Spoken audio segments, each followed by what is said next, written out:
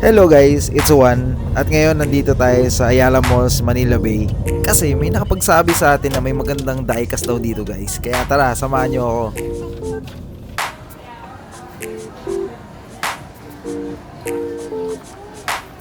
So guys, so target natin dyan makuha itong hammer.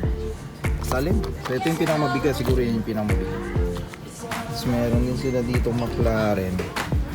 Ito official daw eh. Ayun o. May sticker, may QR ba yun? Tapos serial. I think serial number siya. O serial number siya kasi yung iba rin yung serial number. Okay.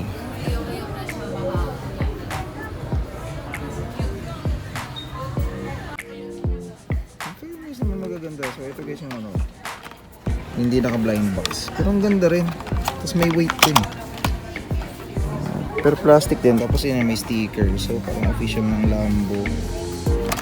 Or license ng Lambo. So for GTR.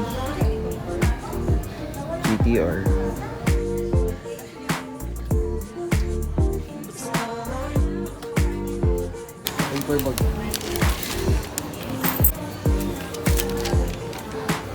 Per 18 pala oh. Ito or ito. Pero mabigat kasi ito eh. Baka pick up. Pick up. So, ay, ang ganda. Ay, maganda. Maganda. So, ayun guys. So, ito na nga yan yung isa, yung nakuha natin na pick up. Maganda talaga yung gawa. Maganda yung quality nung diecast guys.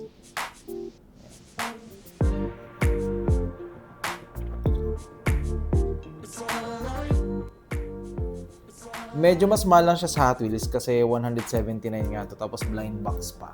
Ito siya.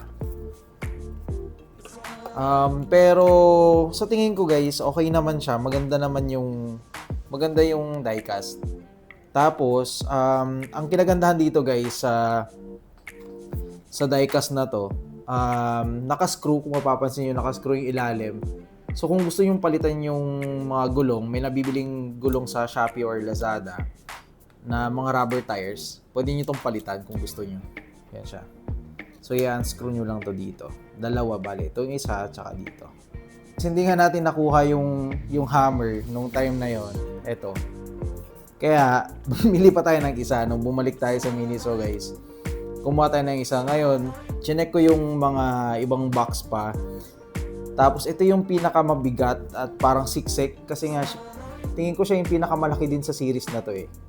So, pag inaalog mo siya, hindi siya umaalog. Tapos ito yung pinakamabigat. So, hopefully guys, kung ito yung hammer, pag nakuha natin yung hammer guys, sige, kukumpletuhin na natin yan pag nag-hammer to.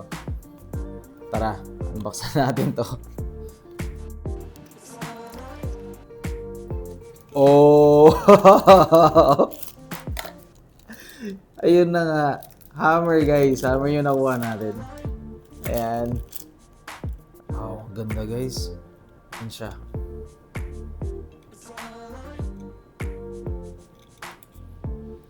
Ito yung likod.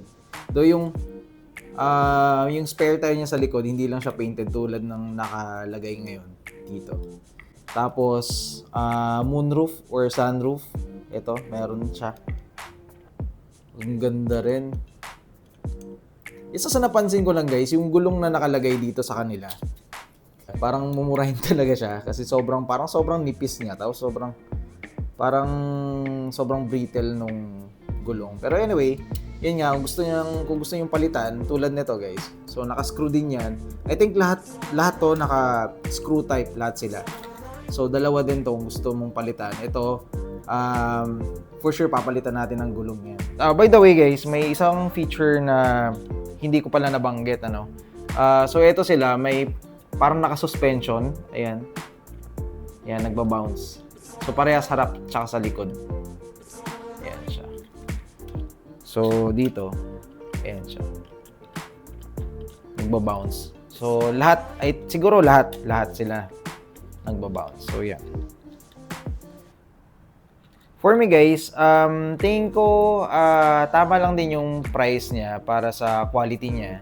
Yung casting niya, maganda naman talaga yung casting. At syempre, hindi ko na-mention yung details niya sa loob. So kita yung mga seats tapos yung mga steering wheel, kita. Parehas din dito. So tingin ko ganun din sa ibang model nito, sa series na to.